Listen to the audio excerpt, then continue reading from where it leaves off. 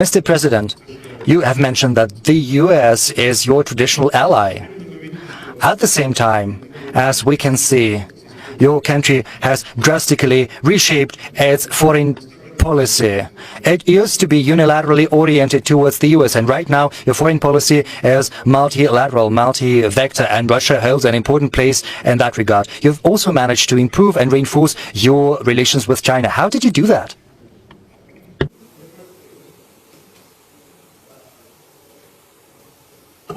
In the first place, we have been a colony of Spain, then with the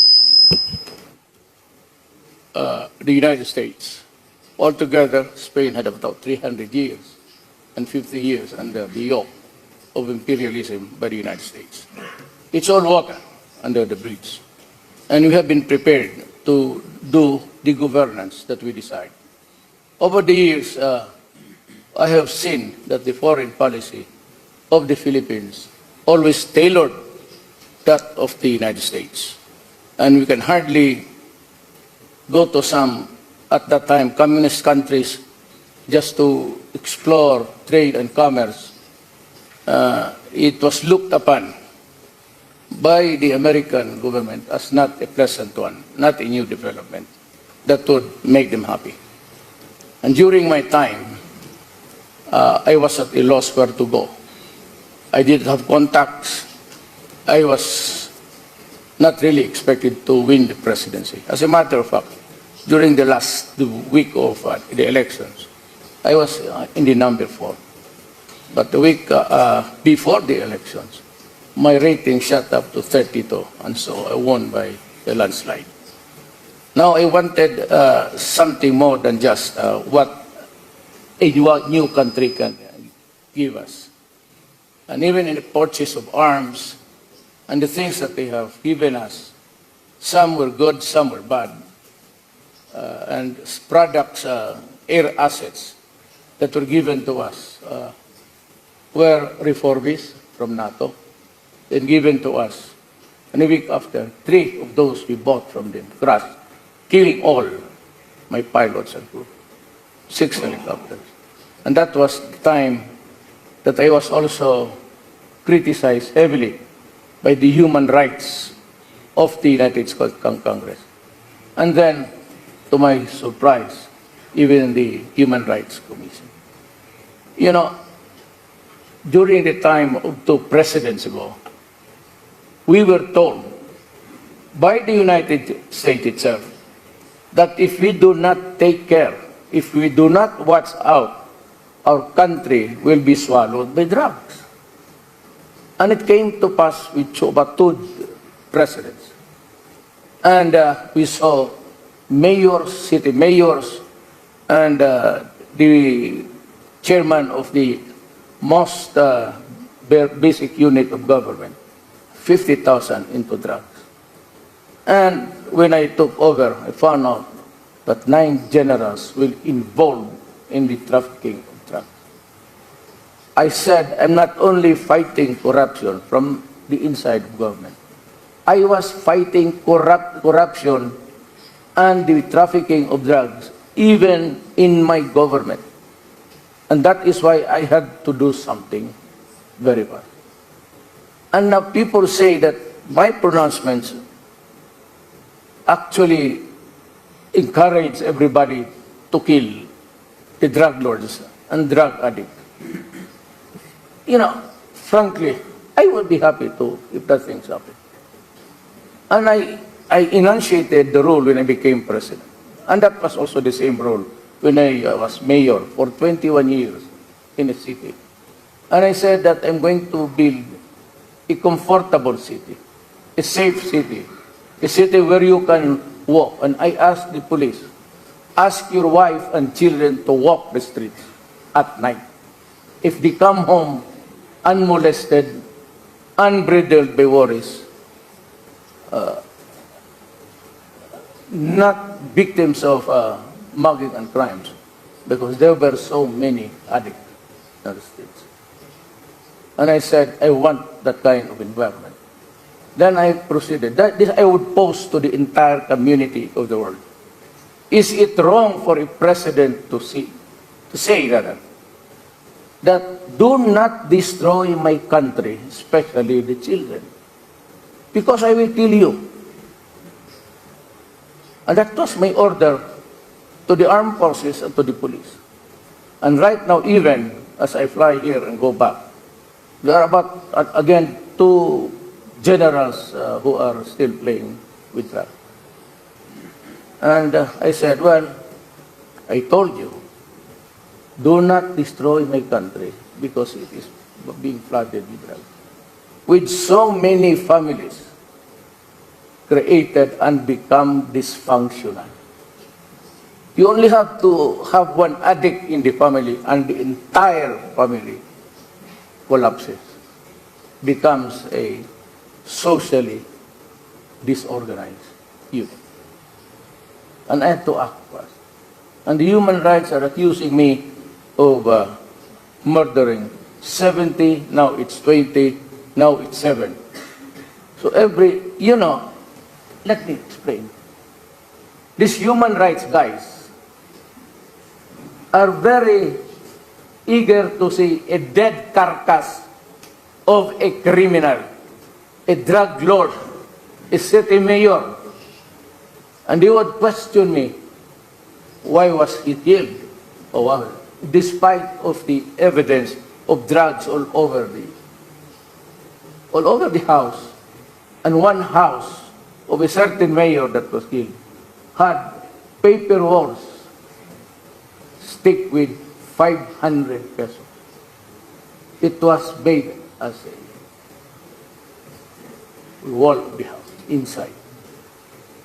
And so I said, well, I've warned you, do not do it, because I will kill you.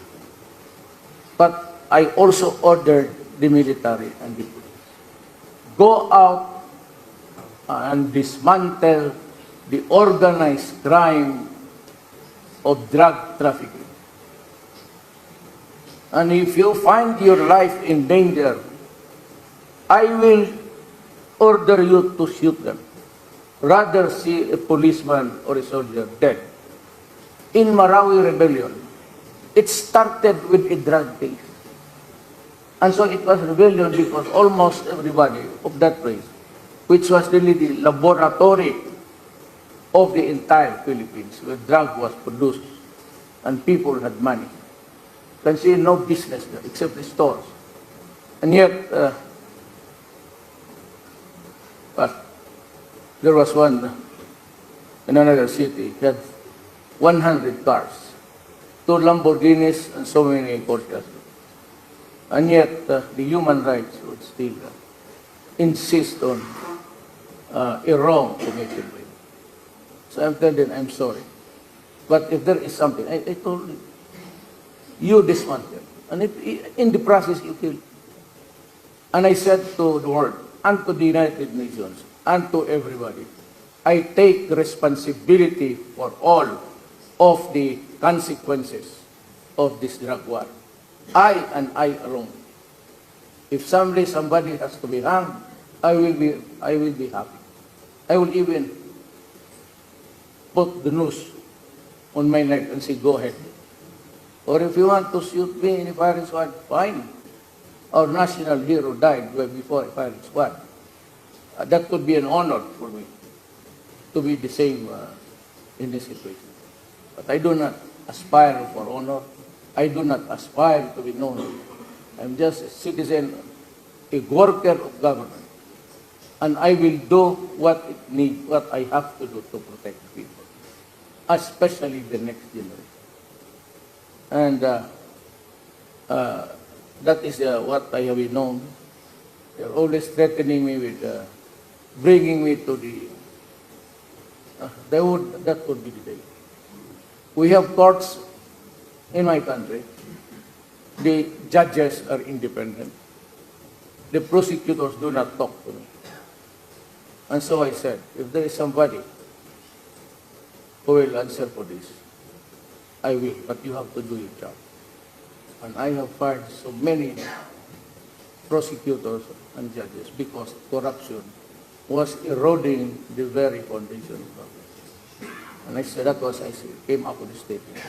Little did I know that I will not only be fighting the criminals, the drug lords, the kidnappers. I was fighting men in my own government and the corruption that drugs bring. Drugs cannot prosper, I tell you, unless the military and the police would allow it. If the city mayor in my city, if I say do not do it,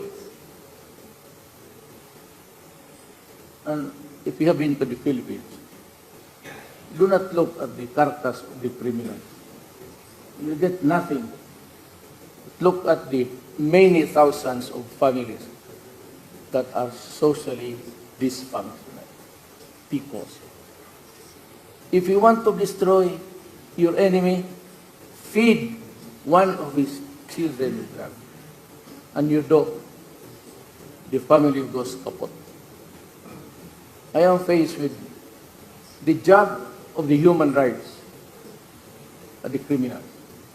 I have no business. I have no universal right to destroy a fellow human being.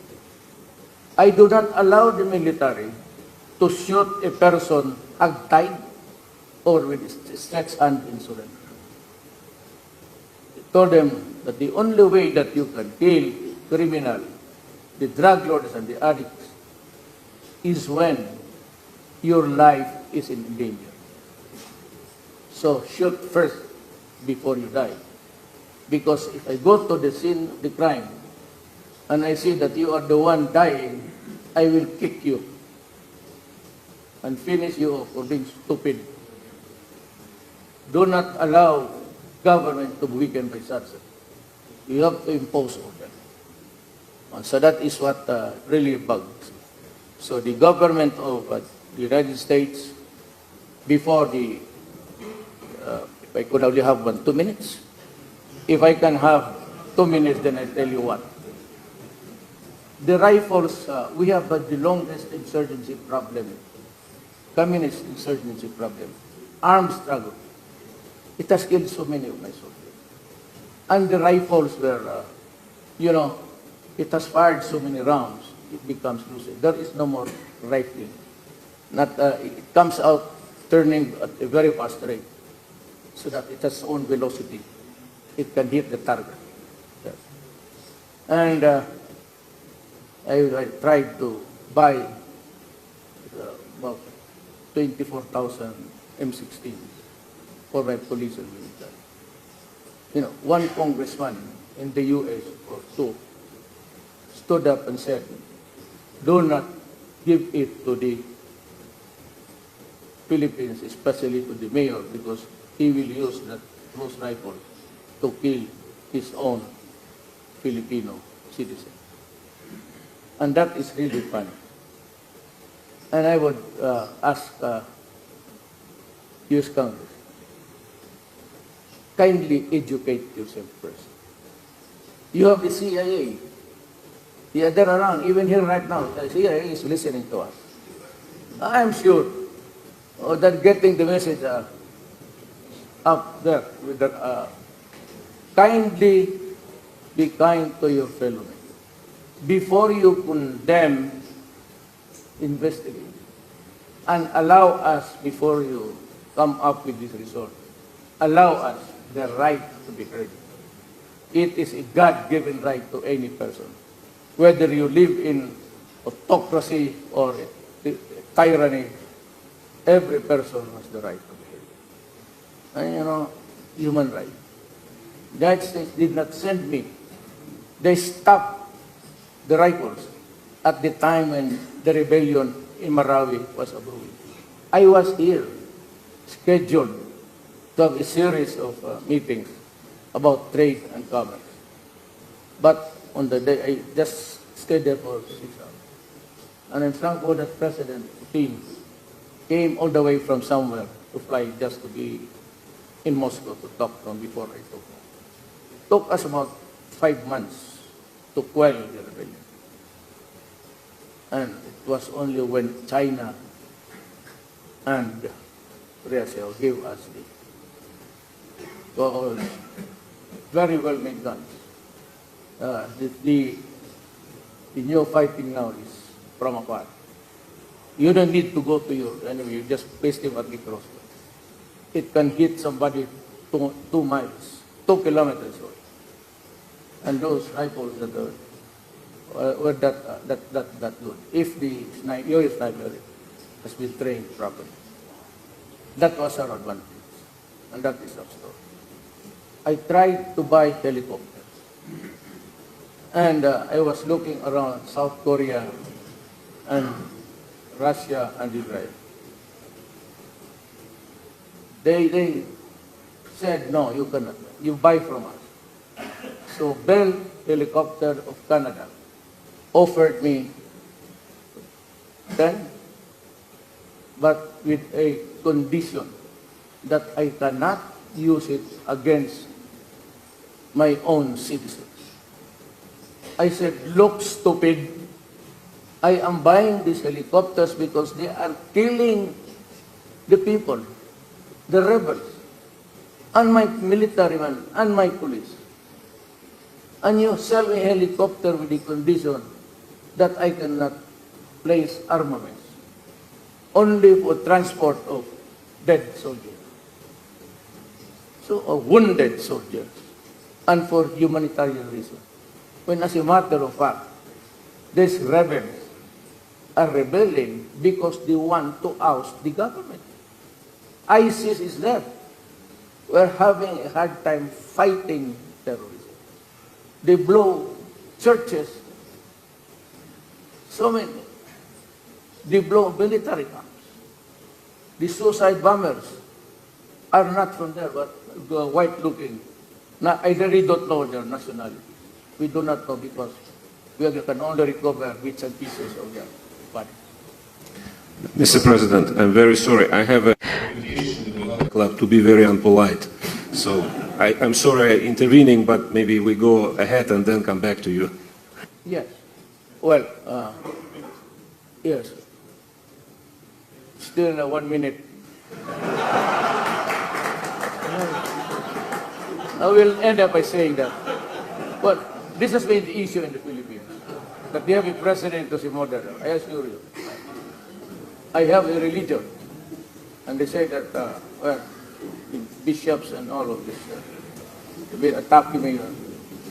And I said, your religion is not. I have my own God. And I'm planning to invite the Russian Orthodox missionaries come to the Philippines so that we can look for a place where we can build the Orthodox Church. It was built many years ago by the Russians. 1922. This was destroyed. It's an old building. Please excuse me, Mr. President, this 1 minute is still there. Yes. I'm now involved in freedom of religion. Well, I must end by this, just abusing the minds of people. I am not a killer. Some say, killer of what? Maybe, you know what it is. You are all practicing killing girls, maybe? Women? We are good at that. I have yet to kill one human being. When I say I will kill you, that's a statement coming from the mouth. Still have half a minute, I will forgo it. Probably after we have questions from the hall. Yes. Probably next thing we'll think Oh, I about. forgot Okay. one. Yes, I'd be happy to respond to it. Спасибо. Теперь перейдем к... Can we equal West to the East? No, seriously. No joke. President Duterte, can you actually equal West to the East? And can we talk about sort of a unisex approach, so to say? East and West.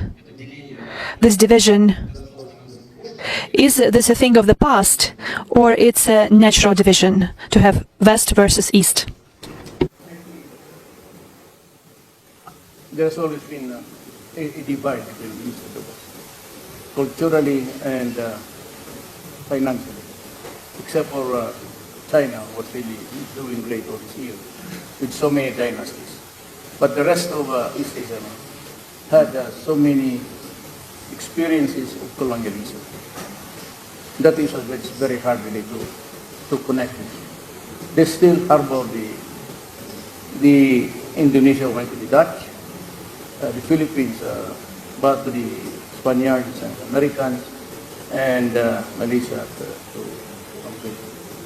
So any attempt that would force or persuade even a nation for them to adopt the Western ways is always suspect.